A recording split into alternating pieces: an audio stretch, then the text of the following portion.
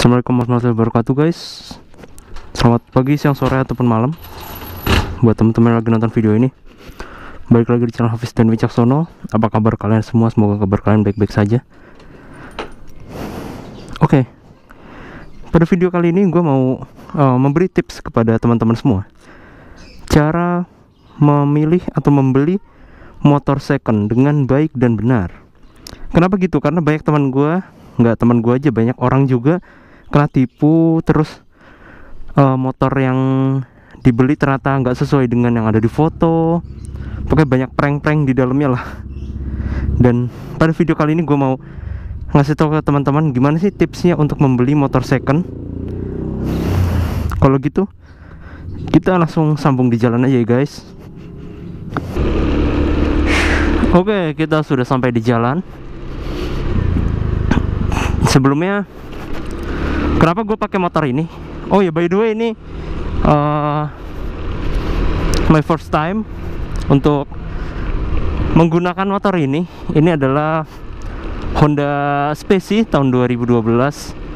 Ini salah satu line up yang ada di garasi rumah gue juga, dan baru pernah dipakai. Ini pertama kali motor ini dipakai buat ngevlog. Kalau dipakai buat pergi-pergi mah udah sering. Kenapa gue pakai motor ini? Karena motor ini gue beli dengan second dan keadaan yang luar biasa, hancur. Oke. Kalau gitu kita langsung ke poin pertama ya guys. Poin pertama, kalau kalian mau beli motor second, yang pertama itu kalian harus tahu apa kegunaan motor tersebut. Kalian beli untuk apa? Misal untuk balapan. Kalau mau balapan beli motor sport atau motor-motor cc gede, ya pokoknya yang diperuntukkan untuk balapan. Kalau misalnya untuk harian beli motor matic, atau kalau mau touring beli motor touring atau beli motor matic yang besar. Kalian harus tahu dulu kalian mau beli motor tuh untuk apa dulu.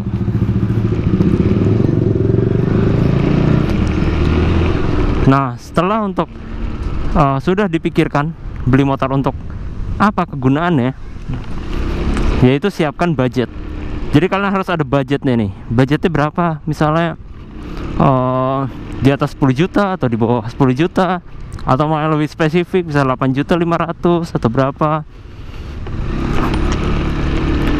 supaya menyesuaikan dengan motor yang nantinya akan kalian beli. Misal contoh, budgetnya cuma 15 juta tapi pengen punya motor 250 cc. Kalau beli motor Ninja yang baru, bukan ZX 25 ya, Ninja yang baru atau R25 ataupun CBR 250 RR, mana dapat 15 juta. Tapi kalau kalian ambil 250 cc nya CBR Thailand, mungkin dapat, walaupun kondisi ya begitulah. Atau misalnya taruhlah 17 juta. 17 juta tuh udah dapat CBR 250R yang Thailand, yang muka sempak kalau kata anak-anak CBR ya. Nah, setelah sudah ada budgetnya, sekarang kita cari, usahakan kalau mau beli motor second itu jangan dari pedagang. Kenapa? Karena kalau dari pedagang sudah pasti di markup. Sudah di markup, fotonya pasti bagus, sama hasil pas kita datang tuh beda. Karena biasanya kalau pedagang itu di markup, dia menaikkan harga. Paling apa sih yang diganti? Kalau yang udah sering gue beli ya, biasanya yang diganti itu ya kayak cover knalpot kalau motor matic ya. Cover knalpot udah baru biasanya ya. Terus cover filter, terus cat-catan, misalnya cat-catan yang plastik kasar. Cat-catan plastik kasar ya biasanya yang udah pada pudar dicat ulang. Tapi biasanya catnya itu gak rapi, pakai kuas. Tapi kalau kalian lihat di marketplace, pasti mulus, beda sama yang pas kita datang. Jadi usahakan belinya jangan di pedagang, tapi langsung ke owner, itu dijamin lebih murah dan nego-negoannya gampang lah. Setelah menentukan mau beli di mana, kita langsung ketemu. Nah, pas ketemu itu yang pertama kali yang harus sekalian pertanyakan adalah legalitas dari motor tersebut. Contoh adalah surat-surat. Ini motor full paper atau no paper, terus pajaknya hidup atau enggak, kalau mati udah berapa tahun matinya, terus hitung-hitungan juga urusnya berapa, terus belum nanti kalian harus bayar pajaknya. Dan yang lebih sering kejadian tuh ya, nggak ada STNK, itu udah sering banget. Jadi cuma only BPKB, itu susah sih ngurusnya, tapi bisa kalau kalian males ya tinggal pakai biro jasa aja. Terus habis itu lihat juga tangan pertama tuh, tangan sebelumnya itu siapa, akur nggak nih, namanya apa, alamat di KTP orang tersebut sama STNK. Kalau gue waktu itu pernah kejadian si yang punya motor sebelumnya pindah rumah, jadi ribet, harus ngurus lagi, STNK harus diubah, alamat, ya udah akhirnya gue balik nama aja. Padahal itu pajaknya masih panjang banget, masih sampai 2024.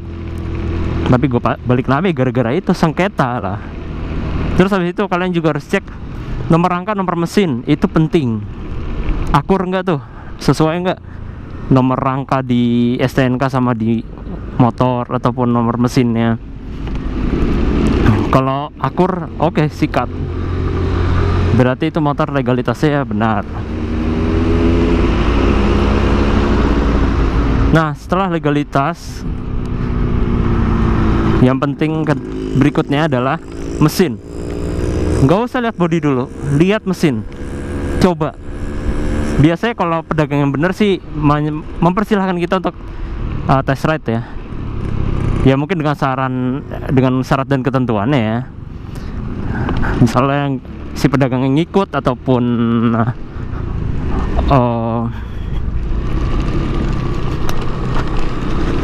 kita ninggalin apa gitu buat jaminan biar kita nggak dikira bawa kabur. Dicoba motornya, terus dirasakan ini motornya mesinnya gimana, masih enak nggak, kasar atau enggak. Terus lihat juga selain mesin, lihat juga instrumen cluster dan kayak apa namanya, indikatornya.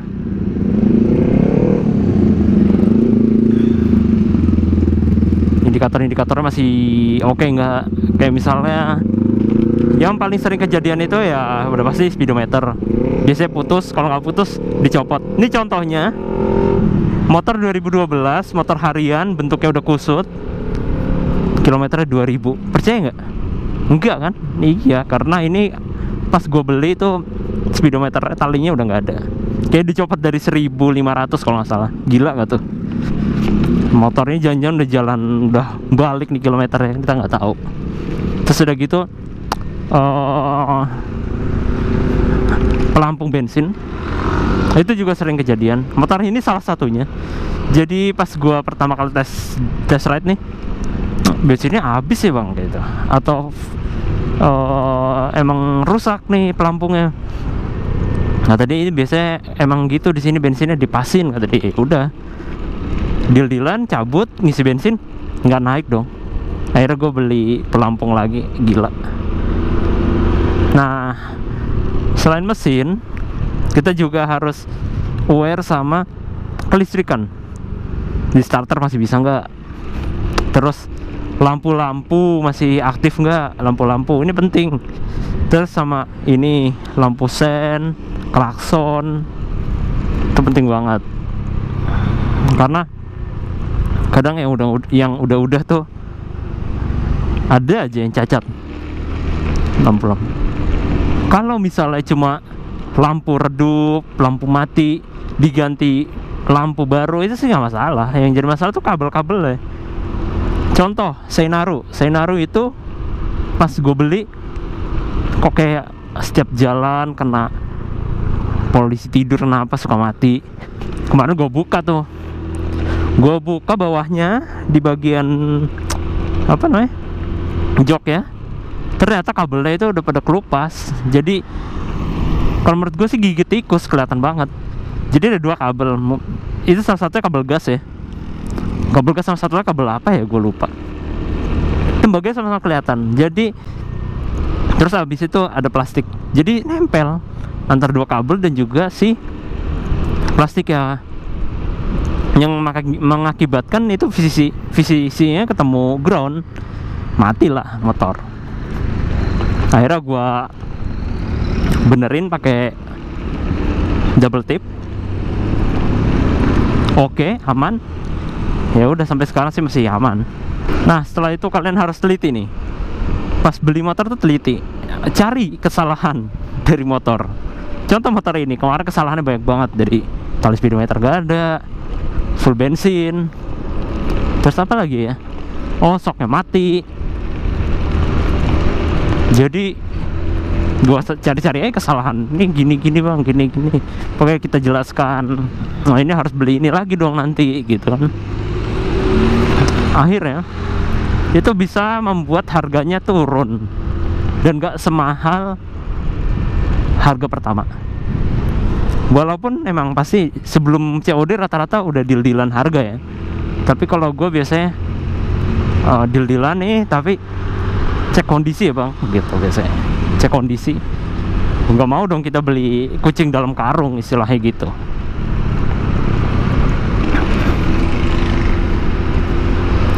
Nah, kalau di motor besar moge biasanya itu lebih cenderung ke ini kilometer gulungan. Cuma sekarang nggak tahu deh, kayaknya udah nggak zaman ya, nipu-nipu tuh udah nggak zaman kilometer gulungan. Cuma gue nggak bisa bedain sih kilometer gulungan itu kayak gimana. Kalau motor ini bukan kilometer gulungan guys, ini emang tali speedometernya nggak dipasang. Parah sih, nggak tahu motivasinya si owner sebelumnya apa gitu. Tali speedometer nggak dipasang, biar keren kali ya, kilometer masih 2150 tahun 2012. Gue yakin pasti moge pun yang 2012 nggak ada tuh 2000 kilometer. Apaan ini 2000 kilometer, 1500 malah pas gue baru beli. Gue terheran-heran makanya. Oke guys, sepertinya tips yang bisa gue sampaikan di video ini sampai sini aja. Jika kalian ada kritik, saran, masukannya, mau nanya-nanya, bisa komen aja di kolom komentar. Dan jika kalian suka dengan video ini, silahkan di like. Dan jika kalian belum subscribe channel Hafiz Hildan Wicaksono, silahkan di subscribe. Jangan lupa tekan tombol loncengnya agar tidak ketinggalan info menarik dari video ini. Buat teman-teman yang mau nanya-nanya dengan fast respon ya, kalian bisa follow Instagram gue di Hafiz Dani, nanti gue tulis di sini. Kalau itu DM pasti gue bales, asal nanyanya seputar bukan pribadi ya. Kalau seputar pribadi nggak akan gue bales. Atau kalau kalian mau riding bareng gue, bisa nanti kita kontak-kontakan. Oke, kalau gitu videonya sampai sini aja. Sampai jumpa di video berikutnya. Dadah.